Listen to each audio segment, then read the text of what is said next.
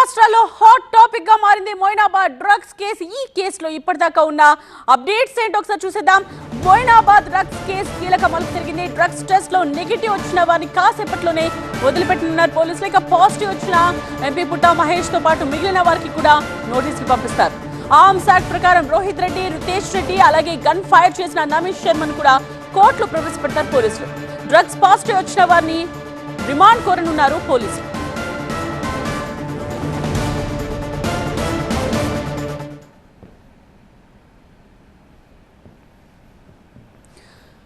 Right, పార్టీలో జరుగుతున్న scene ని మనం చూస్తూ ఉన్నాం. ఒకవైపు కౌశిక్ రవిని మనం చూస్తూ ఉన్నాం, ఇంకొక వైపు పుట్టా మహేష్ అక్కడ కూర్చున్న దృశ్యాలు స్పష్టంగా కనిపిస్తూ ఉన్నాయి. అదేవిధంగా శ్రవణ్, రోహిత్ రెడ్డి పిఏని కూడా మీకు ఆరో మార్క్ తో చూపిస్తూ ఉన్న దృశ్యాలు చూడొచ్చు. ఎక్స్క్లూజివ్ విజువల్స్ ఇవి. సో నిన్న మధ్యాహ్నం నుంచి పార్టీ జరిగింది. అయితే ఒక్కొక్కరుగా పార్టీలోకి యాడ్ అవుతూ వచ్చారు. పుట్టా మహేష్ పార్టీలో కూర్చున్న దృశ్యాల్ని ప్రస్తుతం మనం చూస్తూ ఉన్నాం. పుట్టా మహేష్ పక్కన కూర్చున్నది కౌశిక్ రవి. ఇక అటువైపు నుంచున్న వ్యక్తి Shravan, Rohit Reddy PA. So Rohit Reddy PA Shravan, Rohit Reddy ఫోన్తో పాటు శ్రవణ్ ఫోన్ని కూడా ఆయన ధ్వంసం చేశారు పోలీసుల రాకను గమనించి. దాని మీద కూడా ప్రస్తుతం విచారణ సాగుతోంది. నిన్న మధ్యాహ్నం పార్టీ జరిగింది మొయినాబాద్ ఫామ్ హౌస్ లో, pilot Rohit Reddy farm house లో.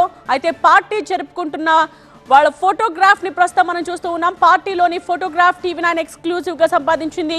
ప్రస్తుతం మనం చూడొచ్చు పుట్టా మహేష్ క్లియర్ గా మనకు పిక్చర్ లో కనిపిస్తూ ఉన్నారు. అదేవిధంగా పుట్టా మహేష్ పక్కన కూర్చున్న కౌశిక్ రవిని మనం చూస్తూ ఉన్నాం. అండ్ శ్రవణ్, రోహిత్ రెడ్డి పిఏని కూడా మనం చూడొచ్చు ఇక్కడ.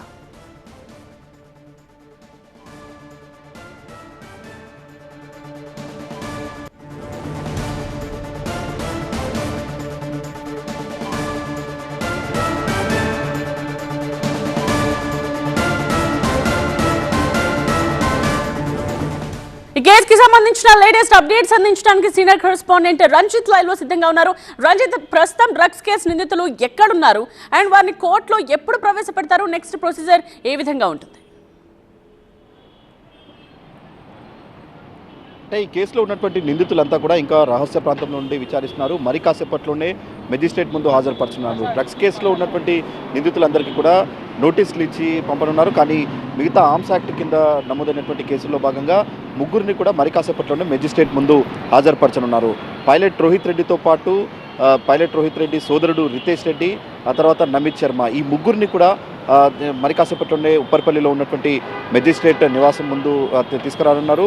అయితే ఇక్కడ డ్రగ్స్ కేసుకు సంబంధించి జీవో నంబర్ 4 ఆధారంగా ఎవరైతే మొదటిసారి పట్టుబడ్డాడో వాళ్లకు విక్టిం కింద పరిగణించి నోటీసులు జారీ చేస్తున్నారు. సో ఇదే క్రమంలో ఈ కేసులో ఉన్నటువంటి మిగతా నిందితులందరికీ కూడా ప్రస్తుతం ఎంపీ పుట్టా మహేష్ యాదవ్తో పాటు ఈ కేసులో ఉన్నటువంటి మిగతా నిందితులందరికీ కూడా నోటీసులు ఇచ్చి ఇవన్నీ చెబుతున్నారు. కానీ ఆర్మ్స్ యాక్ట్ కింద ఏదైతే కేసు నమోదైందో పోలీసులు సీన్ ఆఫ్ అఫెన్స్కి వెళ్ళి అక్కడ రైడ్ చేసేటువంటి సమయంలో అక్కడ వెపన్ని ఉపయోగించారో ఈ ముగ్గురుపై ప్రస్తుతం పోలీసులు సస్పెక్ట్గా నమోదు చేసి ఈ ముగ్గురుపై కూడా ప్రస్తుతం ఆర్మ్స్ యాక్ట్ కింద పోలీసులు కేసు నమోదు చేశారు. కాబట్టి ఈ ముగ్గురిని మరి కాసేపట్లోనే ఉప్పర్పల్లిలో ఉన్నటువంటి మెజిస్ట్రేట్ ముందు హాజరుపరచనున్నారు. సో ఇక్కడ దీనికి సంబంధించి ఈ మొత్తం డ్రగ్స్ కేసుకు సంబంధించిన దాంట్లో కూడా పోలీసులు ఇంకా సీన్ ఆఫ్ అఫెన్స్లో మొత్తం అన్ని ఆధారాలు సేకరించారు.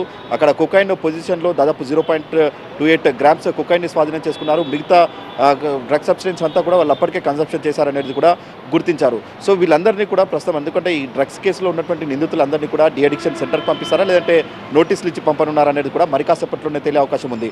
అయితే రిపీటెడ్ అఫెండర్స్ అయితే కనుక ఈ కేసులో డ్రగ్స్ కేసులో ఎందుకంటే కౌశిక్ రవిపై గతంలో కేసులు ఉన్నాయనేటువంటి విషయాలు తెలుస్తున్నాయి కాబట్టి ఆయన ప్రీవియస్ ట్రాక్ రికార్డ్ అంతా కూడా పరిశీలిస్తున్నారు. ఎన్డీపీఎస్ యాక్ట్ కింద ఈ పట్టుబడ్డటువంటి వ్యక్తుల్లో ఎవరికైనా కనుక కూడా రెండోసారి పట్టుబడితే వారందరినీ కూడా డి అడిక్షన్ సెంటర్కి పంపిస్తామంటున్నారు. డి అడిక్షన్ సెంటర్లో 45 రోజుల పాటు ఉండాల్సి ఉంటుంది. ఒకవేళ డి అడిక్షన్ సెంటర్లో డ్రగ్స్కి వాళ్ళు పూర్తిగా అలవాటుగా పడితే అక్కడ వాళ్ళ వ్యవహార శైలి బట్టి అక్కడ డాక్టర్లు ఇచ్చేటువంటి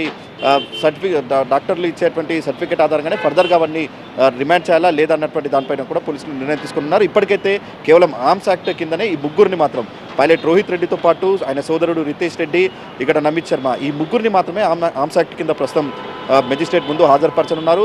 అయితే నిన్న అక్కడ సీన్ ఆఫ్ అఫెన్స్లో కూడా ఇక్కడ పోలీసులు సీన్ ఆఫ్ అఫెన్స్ నిన్న వెళ్ళినటువంటి క్రమంలో వెపన్ ఉపయోగించారు. దాదాపు ఒక అరగంట పాటు అక్కడ ఏదైతే ఇక్కడ ఫైరింగ్ జరిగిన తర్వాత పోలీసులు అక్కడికి వెళ్ళాలంటే మొత్తం కూడా అదనపు బలగాలు అక్కడికి వచ్చిన తర్వాత వెళ్లాల్సి వచ్చింది. సో అప్పటి వరకు కూడా ఎవిడెన్స్ అయినా ట్యాంపర్ చేశారా, ఈ వెపన్ వినియోగించేటువంటి క్రమంలో ఎవరి పాత్ర ఏంటి, అసలు ఎవరి ఇన్స్ట్రక్షన్స్ మేరకు ఫైరింగ్ చేశారు, ఇలాంటి అంశాలపై కూడా దర్యాప్తు చేస్తున్నారు. అలాగే పైలట్ రోహిత్ రెడ్డికి సంబంధించి పిఏ శ్రవణ్ పాత్ర పైన కూడా దర్యాప్తు చేస్తున్నారు. ఆయనకు సంబంధించి 2 ఐఫోన్లు ధ్వంసం చేశారు.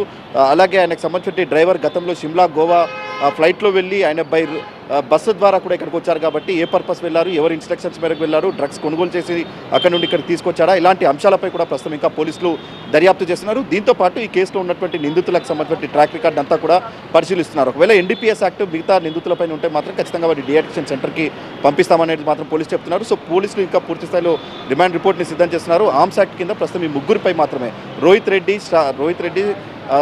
తో పాటు ఆయన సోదరుడు రితేష్ రెడ్డి, ఆ తర్వాత నమిత్ శర్మ, ఈ ముగ్గురుపై మాత్రమే ఆర్మ్స్ యాక్ట్ కింద కేసు నమోదు చేశారు. ఎందుకంటే దాదాపు 4 రౌండ్ల పాటు కాల్పులు జరిపారు.